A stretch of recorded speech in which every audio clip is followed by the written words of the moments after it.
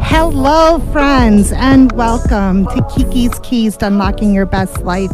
This is a show sharing stories of people who have been through their worst and are now living their best to give hope and inspiration to others. And I am your gracious host. Thank you so much for being here with us today. And I am joined with one of my good friends here in Tucson. His name is Joe Alvarado.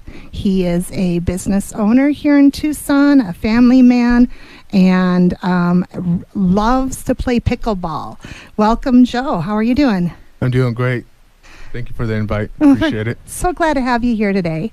I asked you to come on. You have quite a remarkable story about that transition from military life to starting your own business, and you were so kind to come on and share that with us today. Thank you. You're welcome. You're welcome. So let's talk a little bit, get to know who Joe is. You have lived in Tucson for how long? 8 years. 8 years. What brought you here initially? I was in the military for 20 years and I retired 5 years ago. That sounds like a common story around here. I know, right? Air Force, right? Yeah, let's go. Air power. Awesome. And you were in the Air Force for 20 years, right? Yes. What did you do there? That you can talk about on public air. Oh, yeah. First 6 years I did military police.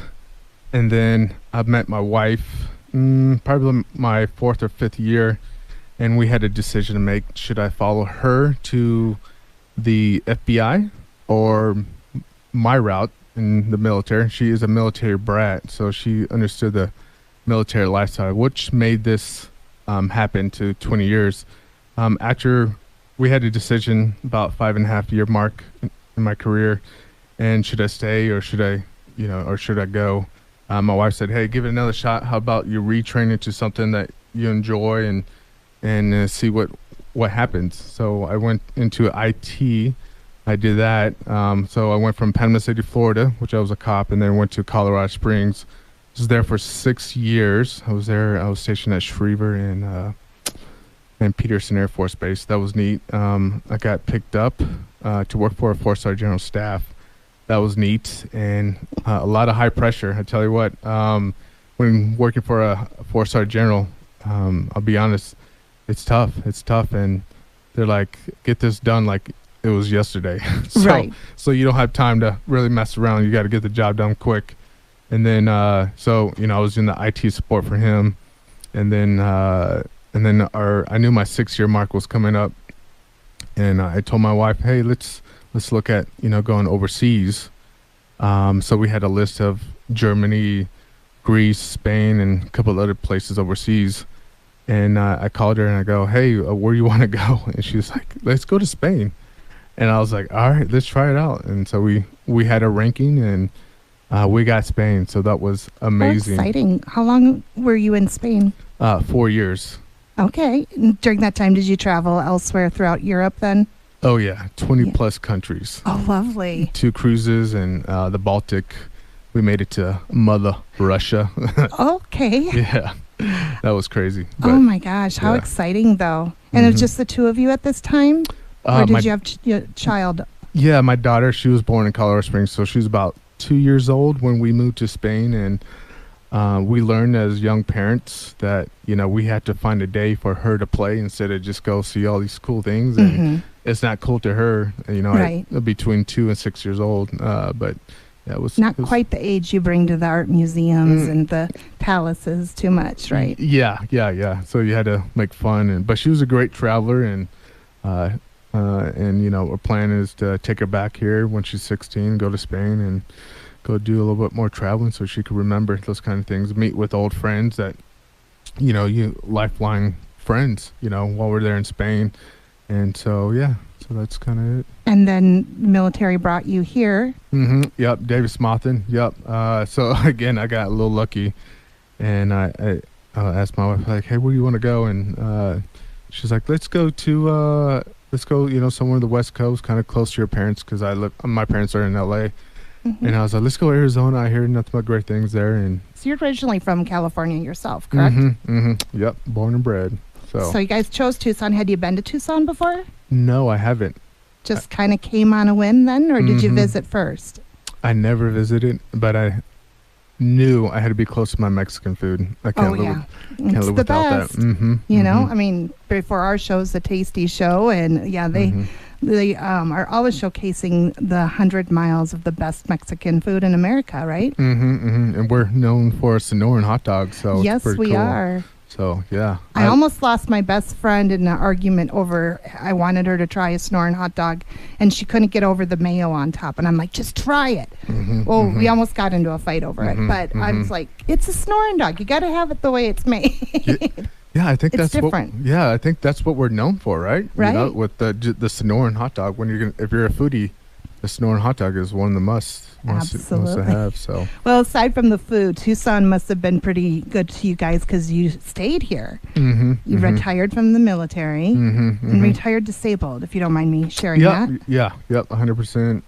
Yeah, you know, when you serving 20 years and do many deployments, you go through a lot of things and many surgeries, and the VA determined, hey, this is your rating. So That's pretty hard on your body being in the service for 20 years. Yep, I'm still going to see doctors almost weekly, monthly, different doctors to heal me back, put me back together, honestly. Okay. So Well, that's great. So let's talk a little bit. You retired, went to Raytheon for a little bit, and then decided you took some time or retired from Raytheon, stepped away from Raytheon. And you said it took about a year to determine what you wanted to do next. What were you looking for at that point in your life? I was looking for a challenge. I knew it's kind of complicated, but you know, at that time I was looking for a challenge. I was like, you know what, I can do something. I can do something different. I can prove to me I could be a winner in this as well too. Because I have a lot of passion. I really care for, you know, people. And so I figured, hey, let's do something different. Let's see if we can make an impact on the community. And it's been life changing, honestly. It's tough. It's really tough. You know, my daughter, she's 14 years old, so I gotta remember, hey, I only got 4 more years in my house before she makes her decision if she wants to join the military or go to college or a trade or something like that. So, you know, so I had to really pressure these times.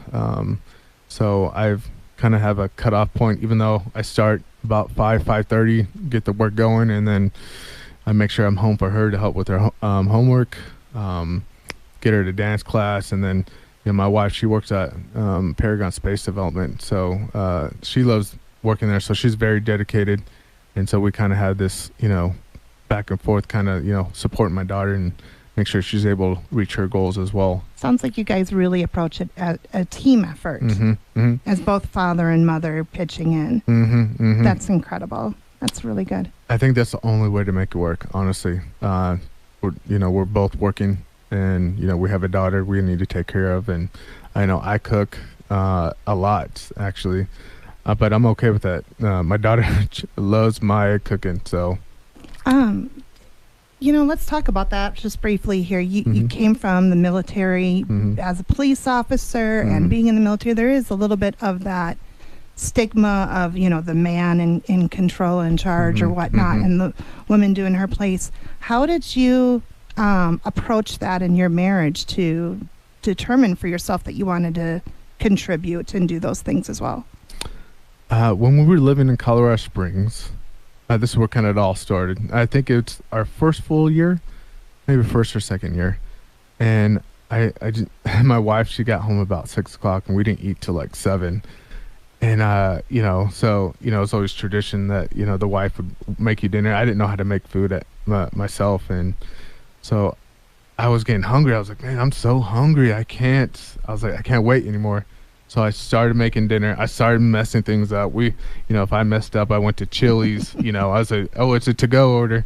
I was like, I need to go to Chili's and pick up our to-go order because I messed up dinner tonight. But, you know, my wife, she was really, down with it, knowing when she got home, food was on the dinner table ready to go. And, yeah, it's just, you know, if you're not working together as a team, it puts a lot of pressure on just one side, honestly. And I just don't think it's fair. You know, it needs to be, I don't want to say 50-50, but people need to bend backwards. I remember when I was about to get married, my mom goes, hey, you know, you need to be flexible, you know, for each other to make this work. And I didn't really think about it at the time because I was still young, but as we were growing together in a marriage, I decided it's like, yeah, this is probably one of the things that we need to do, so. That's incredible. I really appreciate you sharing that.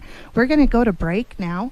And when we come back, we'll talk a little bit more about then how you went ahead and started your business and the struggles and accomplishments through that. So we're going to thank our sponsors and be back right after the break. And we are back at Kiki's Keys to Unlocking Your Best Life, sharing stories of people who have been through their worst, now living their best to give hope and inspiration to others. And we're with Joe Alvarado with Conserva Irrigation here in Tucson. Welcome back, Joe. Thank you. And you really aren't sharing a lot about going through a worst. You didn't have like one big bad situation. Sounds like you've been building your life up with your wife and taking advantage of the opportunities when you were in the military.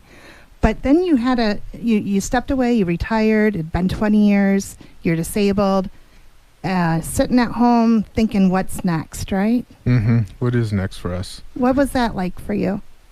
Well, again, I was looking for that challenge, and I knew I wanted to do a franchise because being a military veteran, we love the systems and processes and checklists, and recreating the wheel. I don't think I would ever be at this point in my business, and I would probably be losing a lot of sleep because of it. So I went through 10 different franchises, and this one checked all the boxes for me. And I love landscape, like the outdoors. I just love how my house looks. I always take great pride of my house. Honestly, all the houses we lived in, we always got compliments. Hey, you had a really nice house, and I'm like, oh, thank you so much. Even recently we had that here at my house as well. And I want to share that with my customers too. That's the biggest thing. So what is Conserva Irrigation? What all do you do? Oh yeah, sorry about that. Yeah, so we are a veteran and women-owned business who specializes in irrigation. We have about 3 guys on staff right now. Always looking to improve. But yeah, irrigation is our number one thing that we do best. So we're not doing any type of landscaping. So we're constantly doing irrigation. That's the biggest thing right there. Installing sprinkler systems and garden systems like that. Yep. We work with the master gardeners and to learn our plants, and we also create veggie plants too. So we love that. What's that? Veggie plants, kind of, so I mean, it could be squash and tomatoes, just like a vegetable garden. Yeah. So we specialize that. Our guys absolutely love doing that because we're growing something, we're using our water, and that's capable here in this hot desert. Oh yes, yes. I saw a sign. There's actually a pumpkin patch, I think, in Marana, and I'm from Minnesota, as and so if you don't know, you'll hear it in my voice. Yeah, you betcha.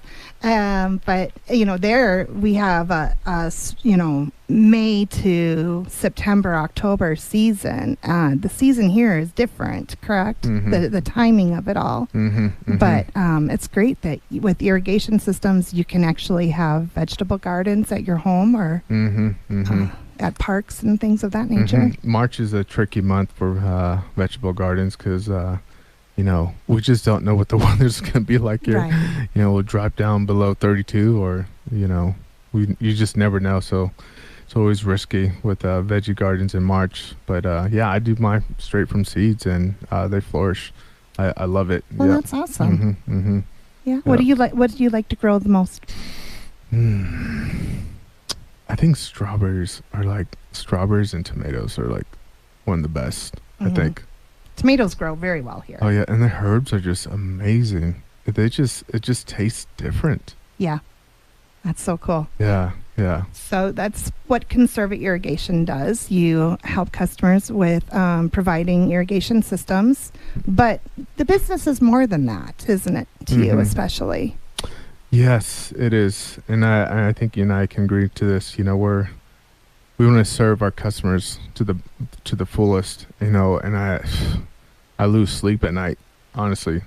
I want to make sure I'm taking care of my customers, but with irrigation, it's tricky. We don't know everything that's going on underneath the ground, so we always troubleshoot. There's many solutions to fix any problems that occur. And so it puts a lot of pressure on my guys and myself.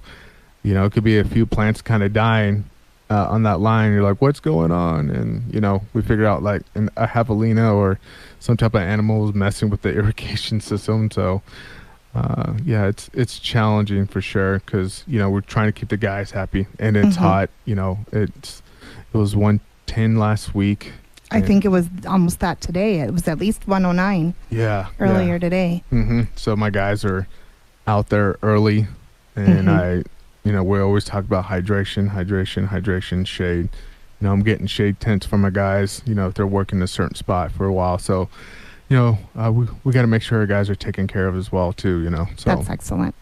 And you said you wanted a challenge for being a business owner. What's been your biggest challenge? Biggest challenge, with customers, you have customers and employees. They tell you when you're a business owner, you'll be your own boss, and that's not the case at all. You have 1,000 bosses, and you want to do your best for them. I want to make sure our customers know that, hey, we're there to take care of you. If you don't get it right the first time, we're going to come back. We're not going to ghost you like other chucks in the truck. And we want to make sure, hey, our customers are taken care of, and sometimes they're not happy, and we had to deal with them, and I had to deal with them, and I need to smooth things over and make things right. You got to give a little bit, for your customers. That's the biggest thing. So they know you want to take care of them. Yeah. I hear that a lot with you. You just have a heart for the people you work with and the people you work for. Yep. So how do you fill your heart, Joe? How do I fill my heart? How do you care for yourself in that? Can you explain that just a little bit more? What's your self-care routine? What do you do to replenish yourself so that you can keep caring for others? Oh, yeah. I need to have time for myself. I had to, on the weekends, full attention to my family. In the afternoons, full attention. I do play pickleball, so if anybody wants to team up, let's play. But exercising. I think there's a pickleball tournament coming up for We Care Tucson this fall, actually. Oh. So we'll have to get you involved with that for sure. Yep. They are a sponsor of my show. Oh, that's awesome, because I was just talking to Dawn Jacobs. She's in BNI, and we were thinking about doing a pickleball tournament, raise some funds for one of our nonprofits in BNI. So that'd be awesome. Yeah, there's a lot of love for pickleball right now. Yeah, it's addicting, I guess, but it's a good addiction. I guess you can say. Absolutely. Yeah. So I played today, and I was on fire, and it was good. It was a good day today. That's excellent. Yeah. If like we said before, and we know we're in Tucson, we have the Air Force Base here, a lot of active military, young men and women, as well as their families. Any advice or guidance or experience that you went through that you would like to share with them about that transition from military life to civilian life? Yes, it's hard. It's hard because you just don't know what you're going to do when you leave. You got to make sure you're prepared. That's the biggest thing. How do you prepare for that? You got to figure out what job you want to do when you want to grow up, I guess. So I made sure I had my certifications and my degree done, so it was an easy transition. But that's the biggest challenge right there, is like, what do you want to do when you grow up? And you just had to take that risk. And then when you do go into the civilian life, it's hard. Because you lose that structure, and it's like, what do I do? I was kind of doubting myself, like if I could even do what I can do for Raytheon at the time. And my wife was there. Luckily, she was there to support me and say, just give it time, you'll do it. Because I was great. When I was in the Air Force, I was very confident, and I was great at what I did. And now I do something completely different, and it's a mental check for you. Can you do this? In the military, do you think you were getting that feedback from your higher ranking, and you knew that confidence because you knew what they expected out of you? And how did you find that in civilian, I'm saying that wrong. It's not like we're on radio or anything. Civilian life, how did you tap into telling yourself you're capable? Well, I think, the biggest thing is, you got to figure out what job you want to do when you leave. You got to make sure you're prepared. That's the biggest thing. You got to figure out what job you want to do when you want to grow up. And you just had to take that risk. And then when you do go into the civilian life, it's hard. Because you lose that structure, and it's a mental check for you. Can you do this? In the military, do you think you were getting that feedback from your higher ranking, and you knew that confidence because you knew what they expected out of you? Well, it started with my wife, and then luckily Raytheon has mentors and those kind of things to really help you with your transition. And then there's of course there's other military buds there too, and you talk to them, and they prep you and get you mentally ready to. So yeah, you can do this, and that really helped. It was a really great. It's a team effort. It was nothing I did special. I just made sure I was dedicated. And that's the biggest thing in life. If you're dedicated, you'll be able to overcome many obstacles. That's cool. How do you instill that now on your daughter who's 14? Yeah, it's a different era. I made sure she doesn't have any social media. So, like I like to say, I'm her influencer. Oh, and my wife as well. So that's great. So we get her away from that. But for her, we're always talking about goals in life, and there's challenges, and I always like to prep her for school, and it's just, man, it's challenging because the questions come earlier than you thought, and you just, as a parent, you're like, oh, and there's a lot of things that you got to lean to and talk to your parents as well to get coached, and yeah, there's a lot of things that you talk to. Right now, we're about to start a book. It's called Teens for Success, and so that's kind of what we're working on. It was who's we on that? Huh? Who's we? You said we're working on a book.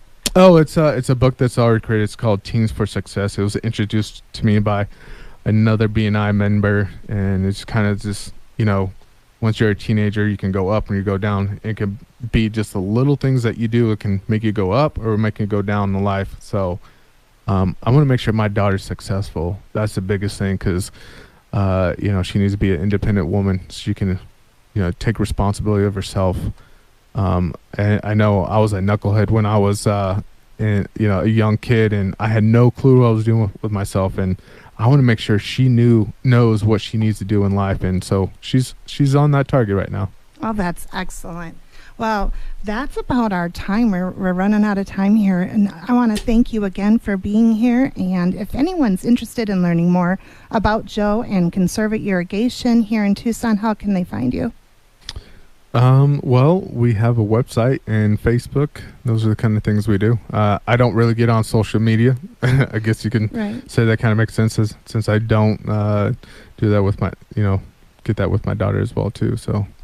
All right, so just search Conserva Irrigation of Tucson. Yep. Awesome. Well, thank you again for being here. This is Kiki's Keys to Unlocking Your Best Life.